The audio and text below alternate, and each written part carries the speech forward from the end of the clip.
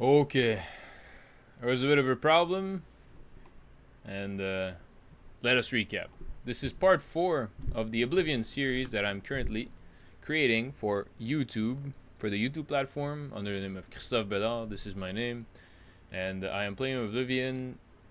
I will try to play through the entirety of the game, and by trying, I mean I will do it, and the goal will be to produce a series of videos, as many videos as is needed in order to complete the game.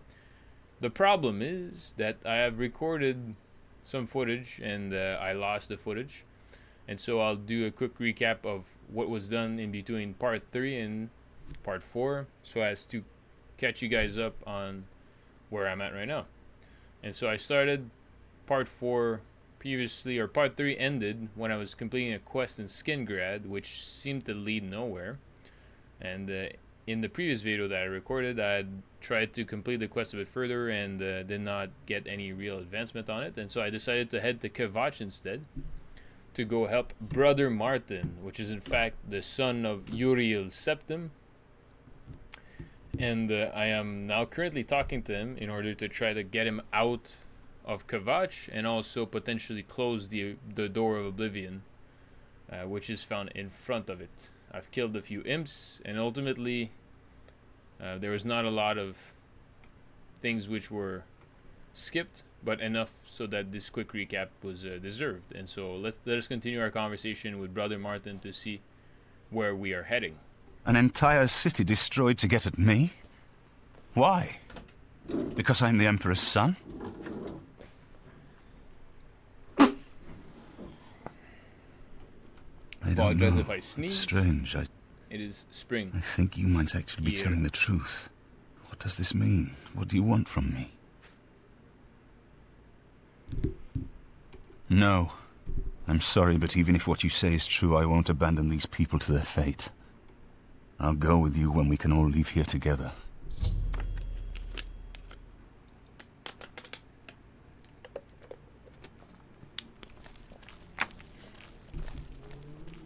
Okay.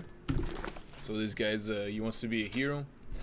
Obviously, if he is the son of Uriel Septim, which he is, then he is somebody that will essentially sacrifice his life to save all of the people of Kvatch, and so very respectable.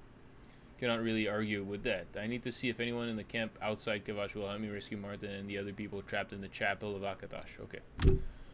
So I will leave the chapel and go see the guards which are in front to try to recruit them in order to save Kvatch from the grasp of these evil demons, or Daedras, as they are called in the world of Oblivion, or the Elder Scrolls, more precise.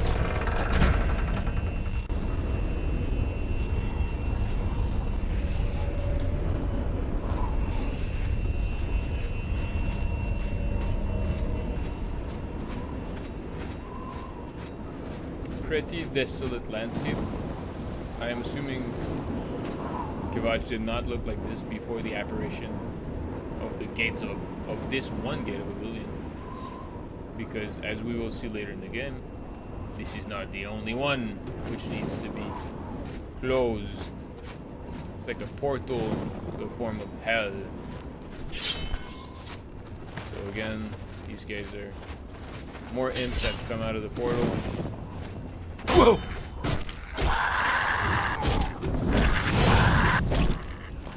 Perfect. Look out!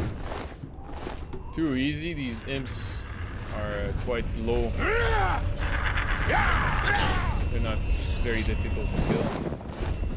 I still need to talk to this guy. Savlian Matthias. Until you find a way to close that my home! My goddamn home in flames!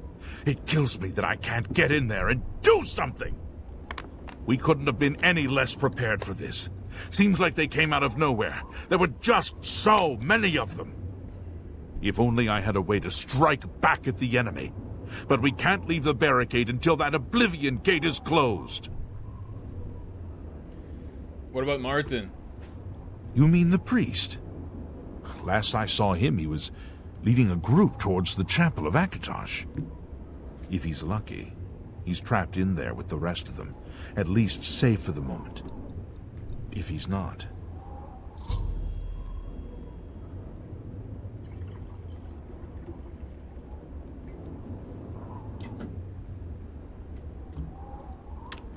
Okay. Good day.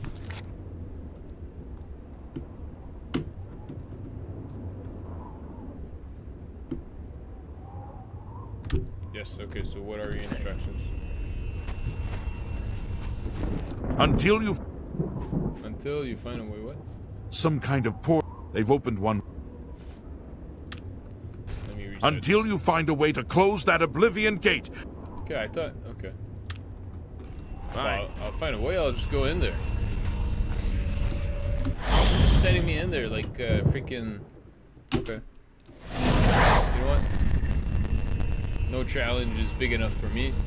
Grognak. Except maybe a few imps. Oh! You have a friend in there.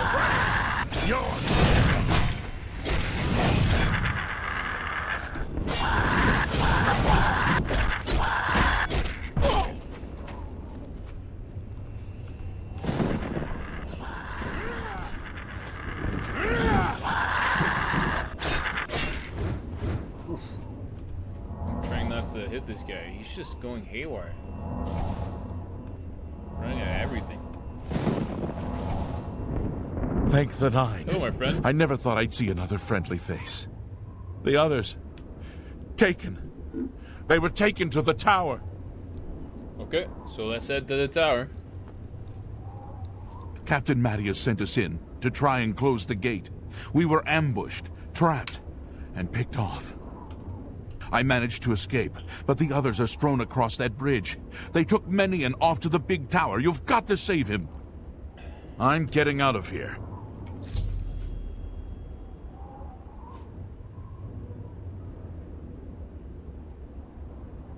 Yeah, what a coward. What the hell? You're right. You're Yeah. right.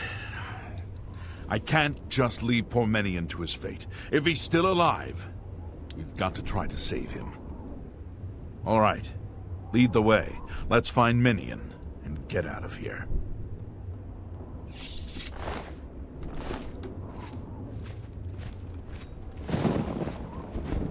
Okay. These imps most likely are not carrying anything. There's a sense in which heading in the Oblivion gates at level 4 might not be the exact strategy, but I like to live dangerously, take risks, as my prophecy said, and so ain't no time to waste when the safety of the populace is at stake. The only problem is that I don't have any restoration skill which can heal this guy, so really does seem as if we are going to lose him. However, he will have fought valiantly to close the Oblivion Gate and will be remembered as a courageous help in the deed which will save Kvatch, as we hope. It is hard to say because we have not accomplished the task yet. However, my hope in our capacities is quite high.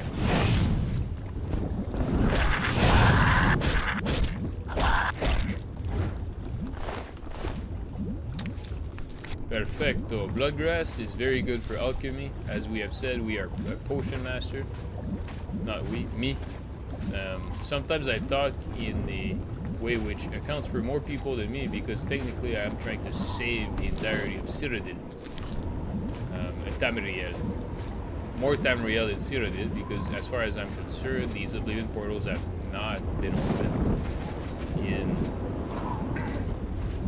all of Cyrodiil, but in fact only in Tamriel, which is interesting because I think the ontological presupposition of the world of Tamriel is one of the Empire, the Imperials, and the city, Imperial City, is an exemplification of this ideology which has been promoted and sprouted in the land of Tamriel, right, and its inhabitants compared to other lands, as is Hammerfell. there's also the land of the Orc, which I'm not. Hammerfell is the land of the Redguard. There's Summer Isles, which is the land of the High Elves. Morrowind, which is the land of the Dark Elves. And Skyrim, the land of the Nords. And there are more. Blackmarsh, which is the land of the Argonians. And so, that is to say, the Oblivion portals appearing in Tamriel, I think, is an indication of potentially the evil deeds that were committed in order to maintain an empire, right? The Imperials. And so I think it's an interesting metaphor to essentially any form of empire which is maintained under like legal ruling in modern day, but throughout history. It's like there were always these counterfactions which were based on, like, if not demonic ideology, definitely ideology which was based upon destroying the empire at all costs, because they saw the strength, I guess, or like essentially the organizational power of empires maintaining themselves onto the population. And so it's interesting that the true evil of Tamriel is in fact the Adric, an underworld of demons, which is maintained who God knows where, right? Because if you look at the sky, you can see right through it. And more precisely, where is this? Is this under the Earth? Obviously not, there are stars. So is this another planet entirely? Right? And so that is to say, it is a land as well. It is potentially spherical if you continue marching long enough, but it is essentially surrounded by magma. And in this case, that would imply a form of, again, like a planet which is half sun, maybe, half rock. But it seems hard to maintain such a formation without having excruciating levels of temperature onto the surface of the planet. And so it's interesting that our character is just able to withstand that amount of heat. Nonetheless, it must be said that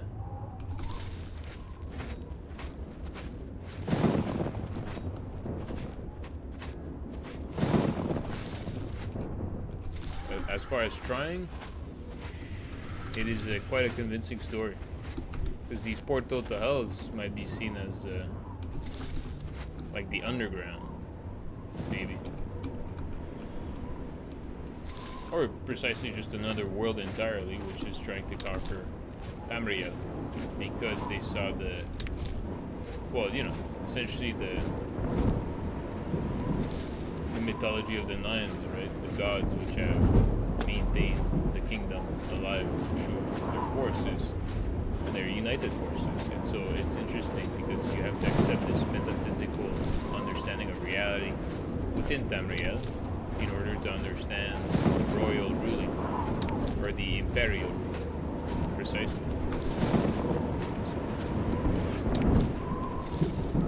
Imperialism is in fact a real political ideology which can be found at different times in history. Any time an empire was formed and maintained with the population. Did not necessarily require metaphysical presuppositions or explanations or rationalization towards justifying their mechanisms. For Kvatch! However, it was in fact often justified the level of metaphysical discourse, which kind of justified the existence of the empire beyond the means of material reality, so as to often just maintain control over materiality. Because once you have overcome materiality, then your concern of living lies in what is beyond materiality, the metaphysical. So you can imagine a class of people who have achieved great accumulation and amassment of material wealth, Now it's and my then turn, you decided bastards! to live beyond the material planes and then essentially bring their problems into the realm of metaphysics, and if not metaphysics, then the realm of ideology, of ideas, of concepts. Once enough or relative comfort had been achieved. And so obviously within the empire there's this class of the population which is representative of the ease with which you can live under imperial ruling given certain considerations. And often one of the basic and most fundamental consideration is the amassment of material wealth. However, in Oblivion, the currency that is being used is kind of like a septon, I think is what it's called, which is the last name of the emperor. Right, so again, you can see how the currency is ideologically related to the mythology of the ruling, which is now maintained under the name of Martin, right? The person we are trying to enable the escape of from Kvatch, at least from the Diadric siege of Kvatch. And so now we're left promenading in the world of Oblivion with a sense of danger. A lot of these environments are not necessarily made for creatures of Cyrodiil.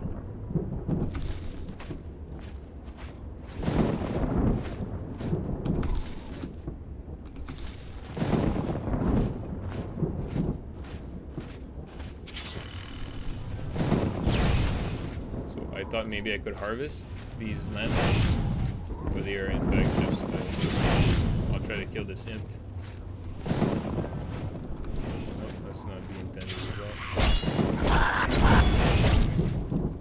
Perfect. I think we lost our companion.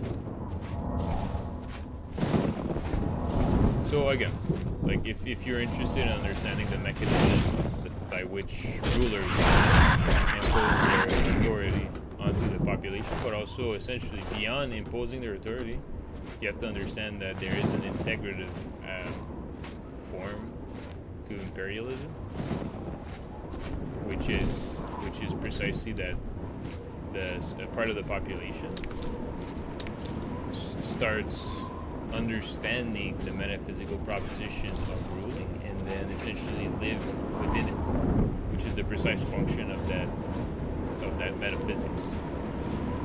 It's not necessarily to enable the ruling, however, yes, but more than that, it's designed to understand what ruling could mean beyond the means of materiality. And which leads me to say that since this theory is not only applicable to the world of Oblivion, but also to real world concepts of imperialism, then we can kind of understand how like our currency not existing in materiality and becoming digital is in fact a proper example of how currency now exists in the metaphysical world and not in the material world. However, you don't have to call it metaphysical, but it is the digital world, right? It's the world of numbers, of digits, and so we are left essentially having to enact function in the purely digital in order to have access to money. And money runs the world by many accounts, and so ruling, if you relate it to ruling classes normally have access to the money, or at least and beyond the money they have access to the means of production, and so which is why currency loses its value more and more, but then brings you essentially all the necessary services, and essentially anything you would need can be bought with currency. Especially national currencies. Ones which are centralized, but more and more ones which are decentralized, such as cryptocurrencies. And so that is to say that if these currencies exist in the metaphysical world or realm, or the realm of the digital, the ruling class anybody that becomes conscious of the ways these currencies exist within the digital can then harness the currency for themselves, and if not usurp it from the ruling class, definitely create an inflationary sense of access to these resources. Because if everybody has access to it, then we are left essentially creating these storages of memory. So essentially, cryptocurrency just becomes how much of that memory can be stored within your machines in order for you to tap into that resource, and it being a valid type of resource in context of exchange and transaction. It just keeps getting worse. Which is why centralized currencies remain the normative function for exchange and transaction in Canada and in the US. Less and less, again, because cryptocurrency has been considered to be. And so, again, as long as it has value and can be exchanged for an almost equivalent value, then the cryptocurrency is valid. And so we are left essentially just accepting whichever currency is normative, so as to find effectivity in the largest amount of transactions. And the same goes, and so that might be a difference between Oblivion and us, is that at the end of the day, Oblivion is kind of like set in a fantasy world which has magic, but not necessarily the technological means of modernity. Which is why the other game that I want to play with you guys as soon as possible is the new System Shock, because that's going to be another trip entirely, given that we're not necessarily dealing with like a fantasy world, we're dealing with a hyper-technological world, even a futuristic world. And these kinds of worlds, especially as developed in video games and true simulation, is like so engrossing, and also kind of pushes the limits of your imagination to such an extent that you are kind of like accessing a metaphysical world in that sense. However, it is physical because it's brought on by the means of technology, which is entirely made out of materiality. And so figure that conundrum, which is not a conundrum, but just I think a deep realization of how our materiality fuses, right? Like, but infuses our sense of metaphysical understanding. There's an interconnectivity between the mathematical realism or just mathematical formalism onto material reality, which is made concrete and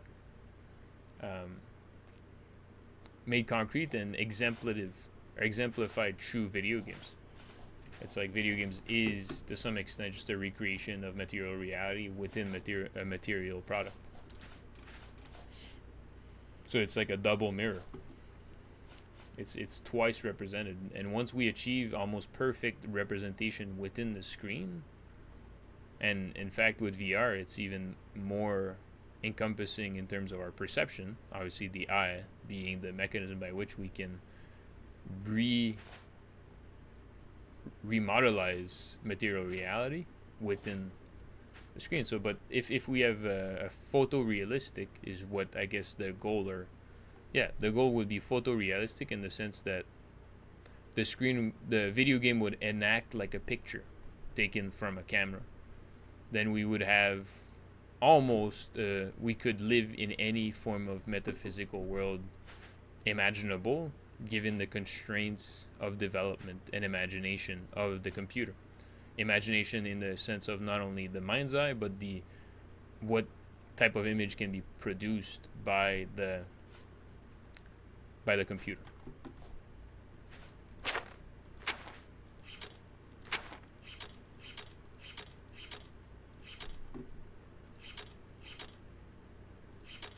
And so there is no limits. And if anything, exploring these video games, I mean, we can already see pictures, right, and watch movies, and so these means of data transfer are photorealistic, but in terms of I guess enabling for agency and control within the environment, and having this kind of like totalizing experience beyond the means of just we see what somebody else recorded from reality, then there'll be this entirely new level of disconnection from outside material reality, but also connection within the virtual, which will essentially be almost non-distinguishable by more and more of our senses. And so once our senses are fully integrated, then it's the matrix. And so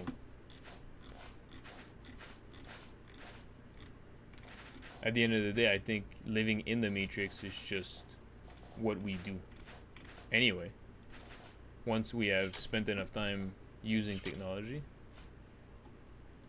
we kind of say like, oh wow, well the world is in fact also much more expansive than we could assume. And only that, then we could assume then our perception allows us to or is willing to let us believe. So I should have stepped on that platform.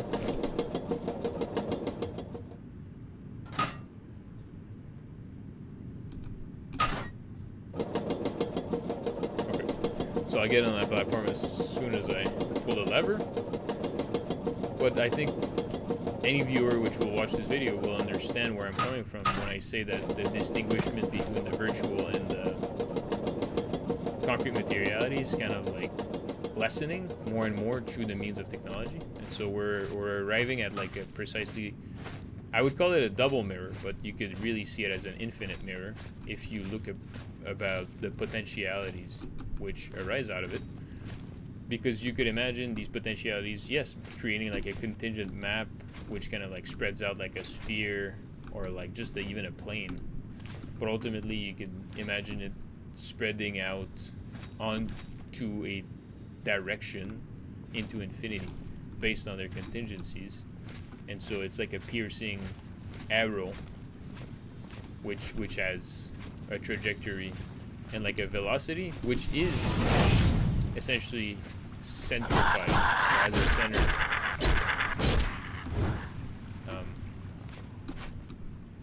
It has a center. The center is technology, right?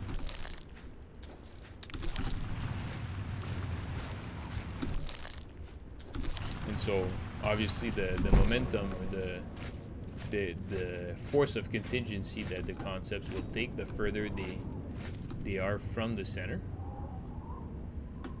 will then, I think, to some extent lessen the validity and strength of that conceptualization the farther we move from what technology is in its fundamental aspects, right? So I think it might, and I'm talking about like relative significance of claims, I guess, in this sense. If you make a certain claim which implies a contingent concept based upon like this like structure, like a contingent concept to make an argument about technology or to understand technology and its potentiality, I feel like the more you want to make like a speculative argument about it, if you really just build your like logical argument from the center and just build directly outwards, then you'll end up, I think, making, that's when academia will kind of tell you, oh well, your argument is too far from the mark, like too far from, like it's essentially building too far ahead without providing the sphere of contingencies which is necessary in order to kind of perceive the object of technology as you're trying to describe it. And that's like about cohesion, I guess, and to some extent that's why like sometimes I feel like my own academic writing is being criticized, but not necessarily. But sometimes I choose to kind of like just vault off into like contingencies which relate to a center, but not necessarily is exposed well enough in order to create kind of like a strong basis of understanding. and so it falls apart by the weight of the tower, which is what we're looking for. It's right there. So I should have added there first, but I wanted to. I'm not sure if it's the one I just went to. Actually, I'm not even sure if it's accessible. I remember getting lost in this world, but it's also because I'm conversing on topics which even myself I am still wondering, I guess, to some extent, because obviously I'm just talking about conceptual mapping in relation to a concept you want to discuss. So if you want to discuss about technology, what kind of mapping would you have to do in order to properly display the object of technology, right? Do you want to create like a contingent map of concepts, which kind of like create like a spherical understanding, so that the object of technology can be like quantifiable, purely in the sense of like if you conflate the map of concepts with a geometry, then the sphere is just trying to find concepts which relate equally to the center of the object, which is technology, so that what are different but also maybe interrelatable, right? So you create this map which is three-dimensional from the center being technology. Oh! And so, whereas there's some concepts might lie farther from what technology is, and as such create like these added layers. So it's like a sphere within a sphere within a sphere, and you just have incremental increases dependent on concepts which relate more or relate less to technology. However, even passing these kinds of judgments onto concepts would have to be justified in and of itself in regards to relatability of concepts. Right? So you'd have to justify why your concept is more or less relatable to technology, creating these layers. So, and the 3D definitely allows, and the spherical aspect and the 3 dimensions allow for like a very complex mapping, because you could imagine like an infinite particularization of concepts onto the sphere, which kind of like details this mapping, right? This interconnection between all concepts at different layers. So every layer would have a potentially infinite amount of concepts within them, which are relatively closer than the next layer. Or you could even imagine overlapping concepts in between the layers and just seeing how relevant they are at every level of the layer.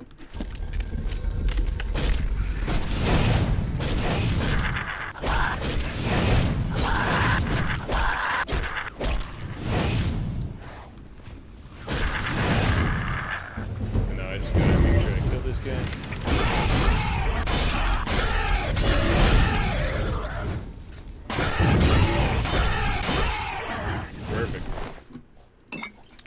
Take everything. As always, we're orcs, so we can carry a lot of stuff. That's kind of like the strategy I decided to take with choosing orc. And let's see. Alright, and basically building a strength character more than anything is just to carry a lot of weight. However, like basically carrying less weight just means you have to cycle through your inventory faster, so you have to travel to markets more often. In this case now I can just kind of explore a bit more and not care about selling. However, after this quest, I am definitely going to sell all the potions I've created, as well as all the loot that I can harvest from here. And so let's do this. Let's conjure. And perfect. We got a skeleton following us. These guys are quite strong, as far as I remember, even in the arena. They're quite helpful. And my armor is, you know, pretty basic as far as I'm concerned. It's not the most high damage weapon, but I am only level 4, so a lot of it.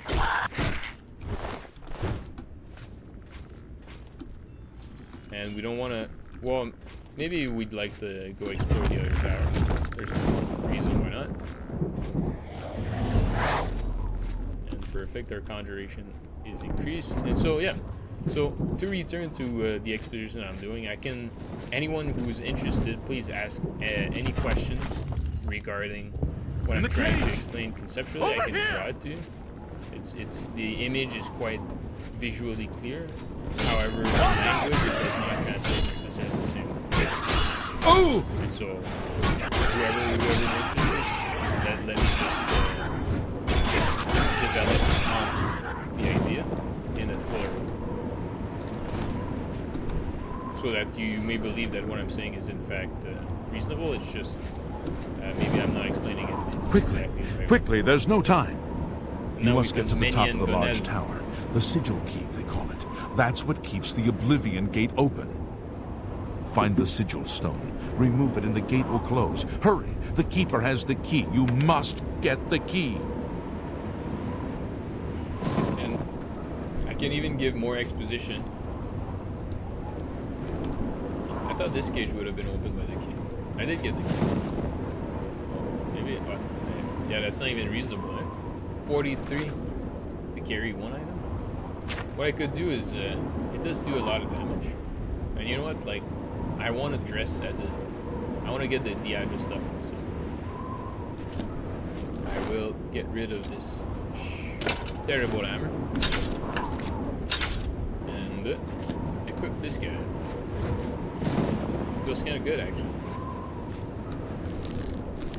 And so, yeah. So, to give a bit more context, the idea that I'm proposing is in the context of quantitative data agglomeration or creation in the first place. Right? So, and I was discussing technology, right? I was trying to create a conceptual mapping of what technology is as so far as video game is what I'm representing, but also the means by which I am showing this video to you. Through the means of YouTube and blah blah blah, and just even the machine that I'm using to play the video game, which is a computer or an ordinator, right? You could translate it in that way. We've chosen not to for no reason, because ordinate and ordination have been mathematical concepts which have been translated a long time ago, and the word ordinateur is the word for computer in French, and ordonner is like to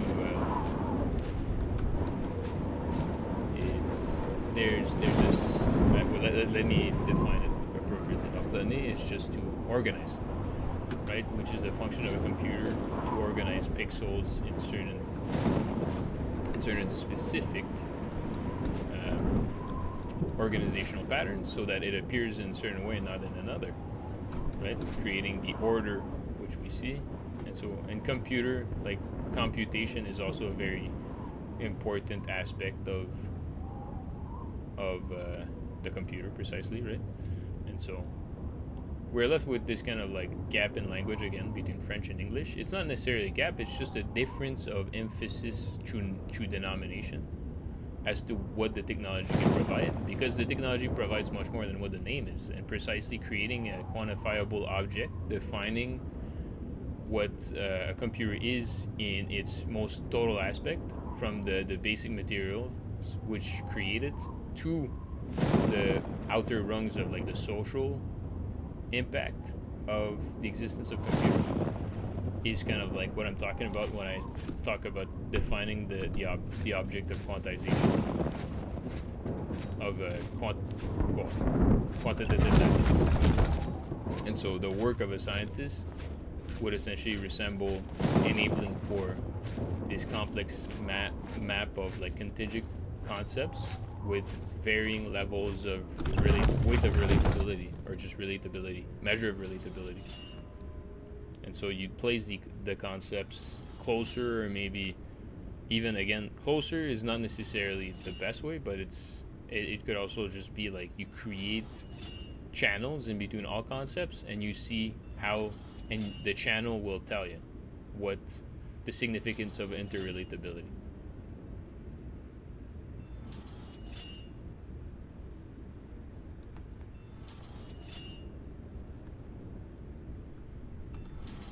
And so, and that's very doable at this point. But the channels, what it does is that essentially you kind of, there's an infinite amount of ways in which you can interrelate concepts. However, there are ways which enable itself more closely to the geometry of quantization in a computational state. But then we're talking about quantizing the object which quantizes. which I think is the perfect level of meta narrative. It's not a narrative, but the meta analysis. And there's an infinite, even if not infinite, there's a sense in which a regression can lie quite far in infinity, both in a particularized sense and in a general sense. And there are many philosophical thinkers which kind of perceive it to be the case in that sense.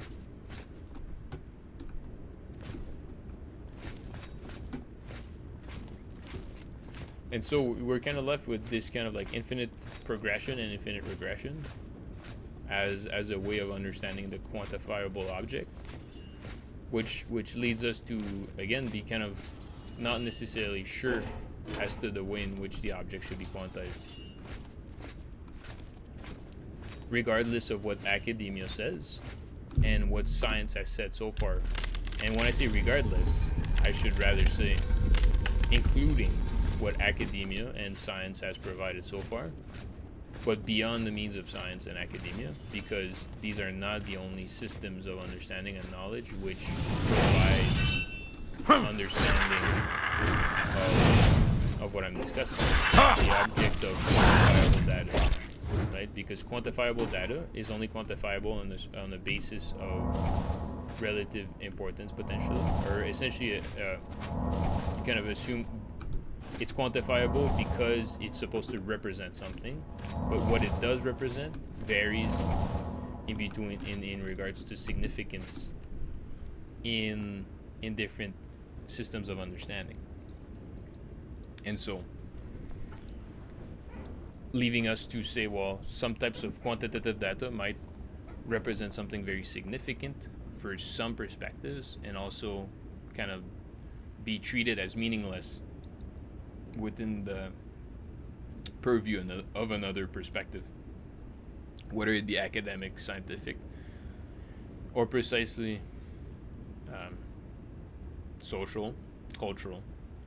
But these vary, right? And not only that, I would say even, again, potentially metaphysical or magical, right? But science has been very good at catching up with magic, and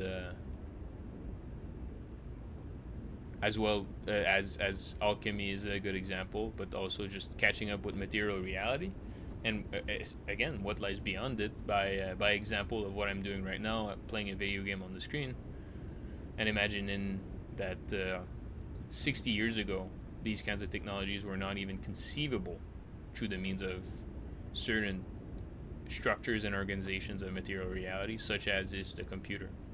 Right? The computer is the machine built up of parts, which functions in certain ways in order to enable for the image to be produced and the sound, and it's essentially the whole experience, right, of Oblivion.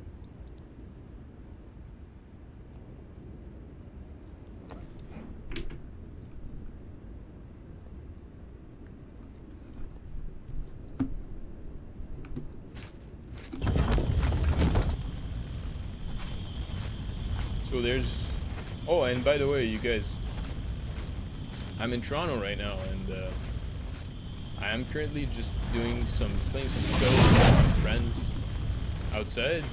Not outside, but yesterday I was playing just music on the streets, and you know what? I haven't felt that good in like years.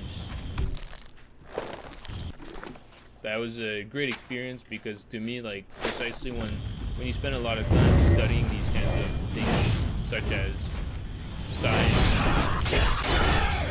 just like these things which seems abstracted from reality, and it's nice to go back to precisely kind of like my social existence and really kind of delve deep in the interconnections of humanity, which music is probably one of the best examples you could imagine of representing how we can come together in harmony and create beautiful things. And not only that, reassemble people, you know, regroup people under a banner of enjoyment and pleasure, enjoyability. Well, yeah, same thing, but essentially like having some fun, creating some joy. These are the things which makes it seem as if there's something much more important than these mathematical abstractions, but in the same sense, they are in fact representations of these mathematical concepts at a very deep level. Again, especially when we talk about harmonies and rhythms and voices to it, singing. Yeah. Oh! And even I would say. Oh! I think sometimes it's a bit uncomfortable to reduce the moment to a mathematical understanding. But I think at the end of the day, beyond that, it's just enjoyable. And yeah, it personally makes me feel as if I'm just participating in humanity and having fun with people around me.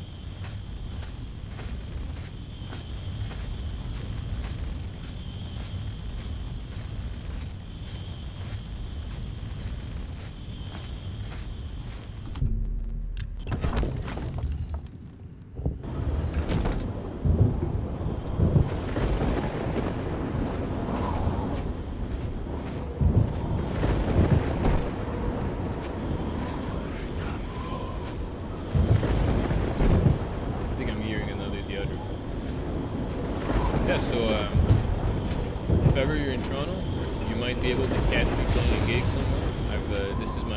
Yesterday wasn't a gig, it was a street performance. But last weekend I played a gig at an art studio, and it went super well as well. Oh! If that's Campanas Art Studio. Yeah, it was fun. Not a lot of people showed up, but you know, if anything, I think I was able to provide a good experience for the public, which is always what I'm looking for. If maybe a bit melancholic, given my predisposition towards certain types of melodies, which I think are interesting. But some people would maybe say that.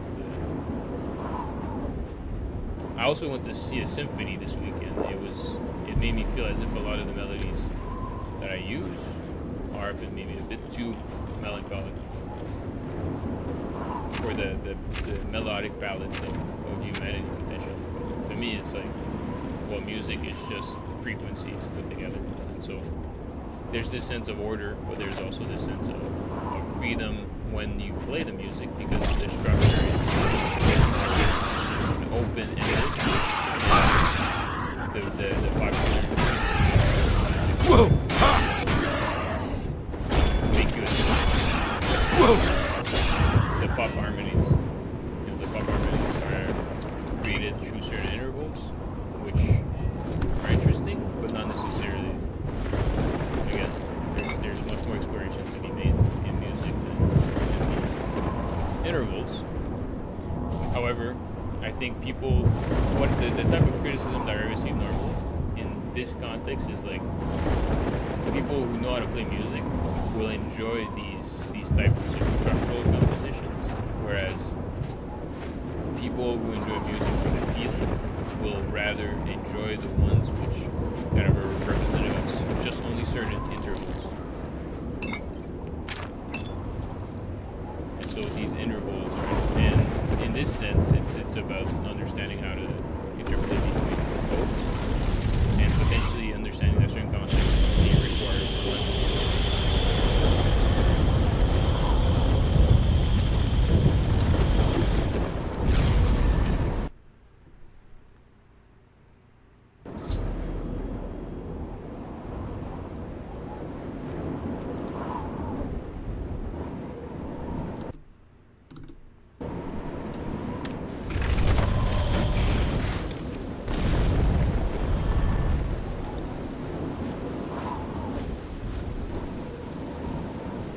Yeah, so in this sense, we are again left in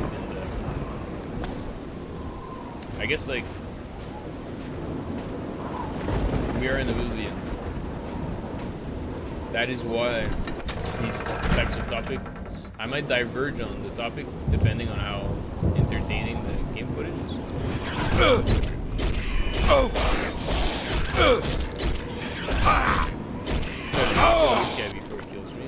I don't think that's gonna work, so thank God I have a lot of weak potions of healing. Whoa!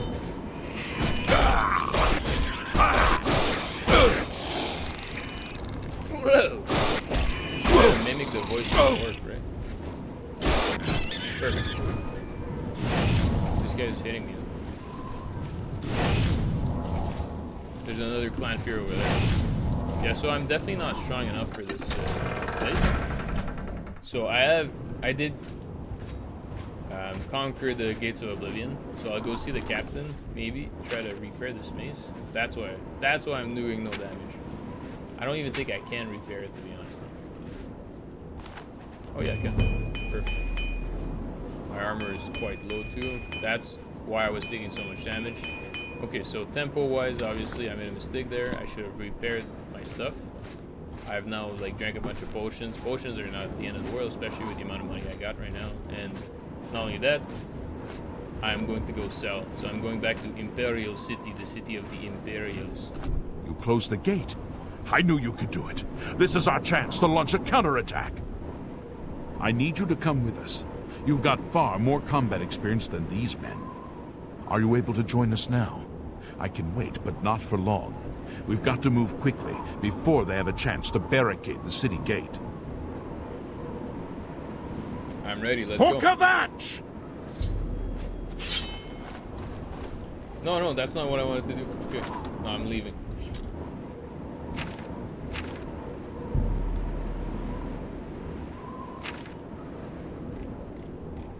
I'm leaving.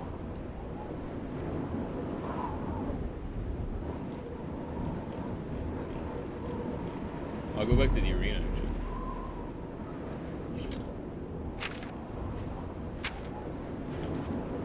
I'm leaving this world behind, because I'm playing a computer game, and it makes me feel like I'm not in reality.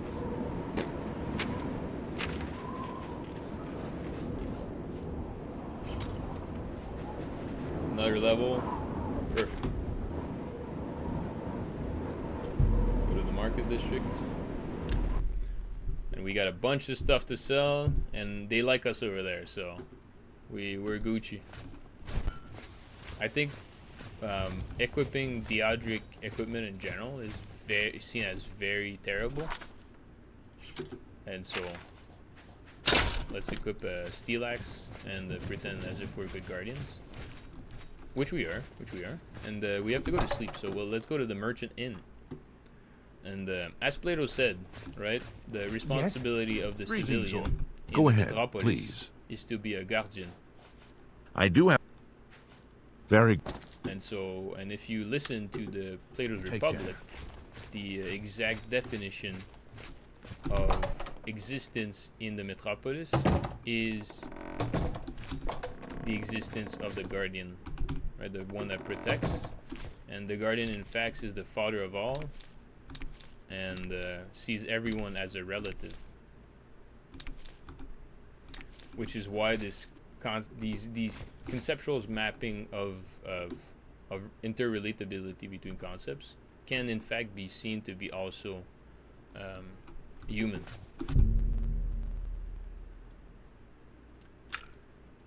Right, because some humans are representative of certain concepts. That at one point in their life they arrive at a point of ideological consistency, which is high enough for them to basically enact this conceptual mapping, which in other words kind of make them appear as quantizable, like a quantizable conceptual force into reality, right? Like a human is a very powerful force compared to other types of forces, other types of objects which would necessitate force to be put onto them for them to move at all, for example. And so humans are very powerful in that sense.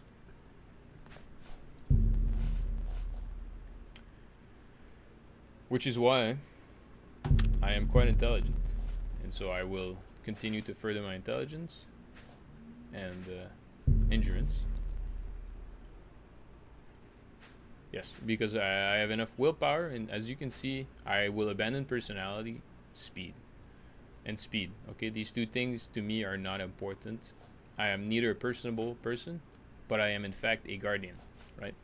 Beyond personality, because with relatability, and that's precisely the point of Plato, right? I think to some extent, when listening to the Republic, you do arrive at a point where you realize that what he's proposing is in fact that we live in relationship with everyone as if they are worth protecting,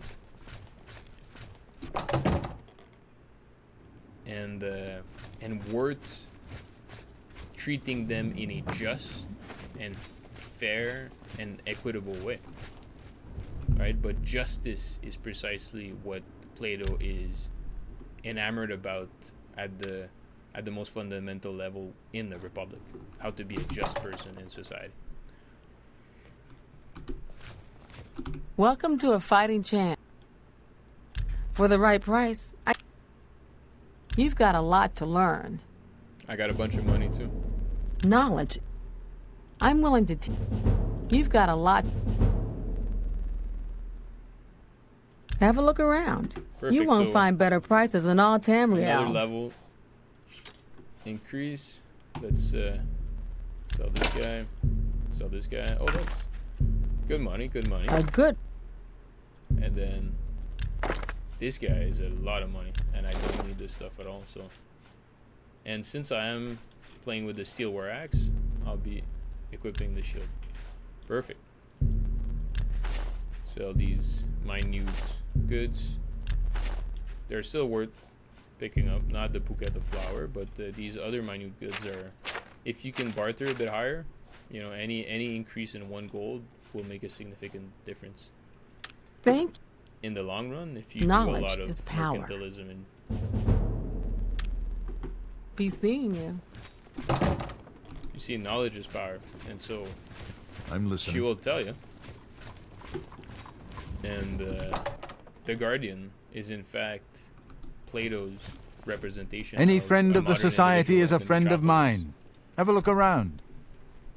And as you can see, the ideology is exemplified concretely in the video game. And that's interesting, right? Knowledge is power, and quantization of data is knowledge agglomeration, right? So we've kind of like arrived at a magical moment of some sort because of the unification of concept that has to be found within the representation of the universe of Tamriel as an imperial state as compared to other types of worlds. And so knowledge is power, right? If I don't... Have you... And reading Plato's Republic is in Have a fact look a around. way to You won't find better prices in all... understand a certain type of knowledge and a certain type of perception. That's and more than I'd potentially, usually pay. a certain type of decision making onto reality, right? But Socrates was put to death, and so it's not necessarily what you should follow on all accounts. But beyond Socrates, there's Aristotle, which made a science out of Plato's propositions of justice,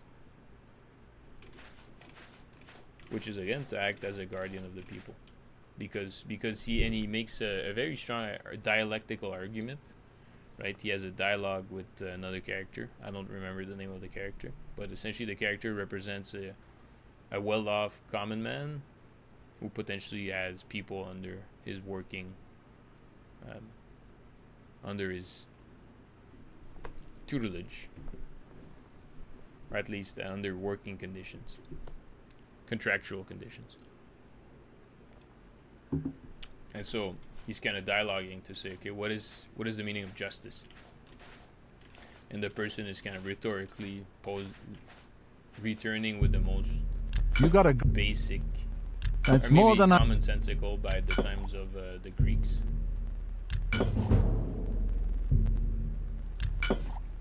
I think I already increased the haggling, yeah, for sure. Okay, so he's an apprentice, so I think we can make as much money as we want on this guy.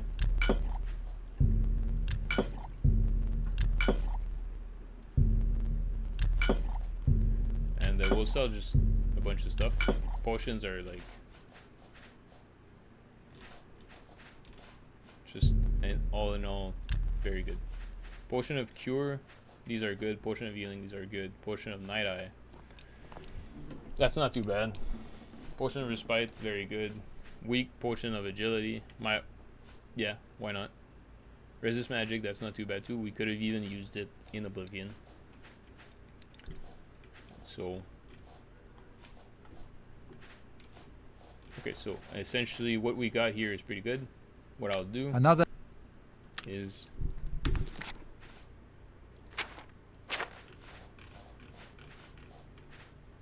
yeah, why not do that?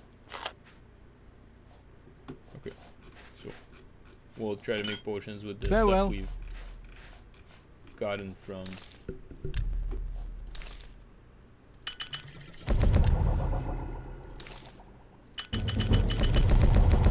Oblivion.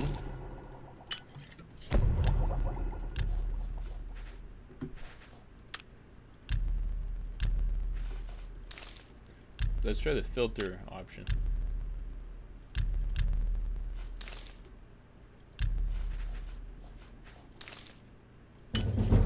Perfect. And then see Diadra Arts. Ah, perfect. That's exactly.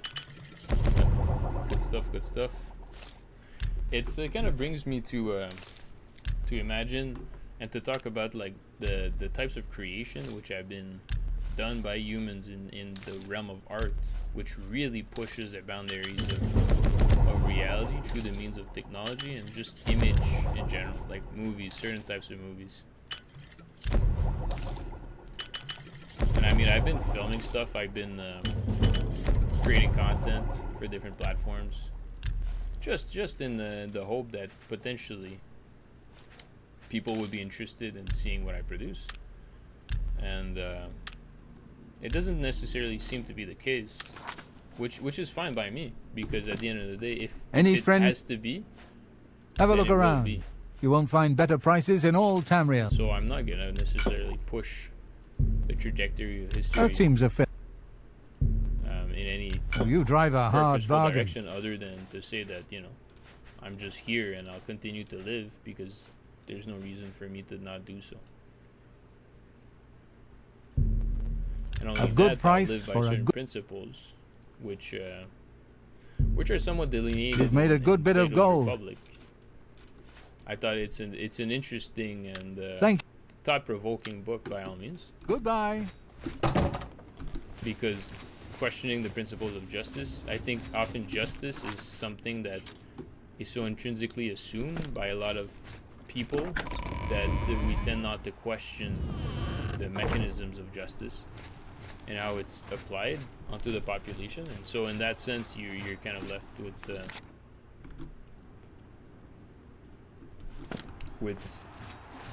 with a population which just accepts the normative definition of justice and then do not question the ways in which justice actually functions. And so if you read the Republic, that's what I would say, is that it brings you to question how justice is being applied in society.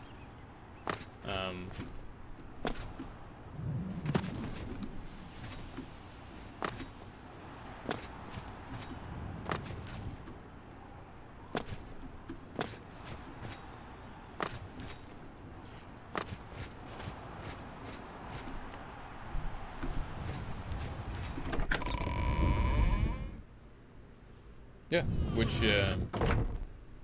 which still remains the case, that there are fundamental values to justice which have to be upheld in order for justice to be what it is and not something else. Well met.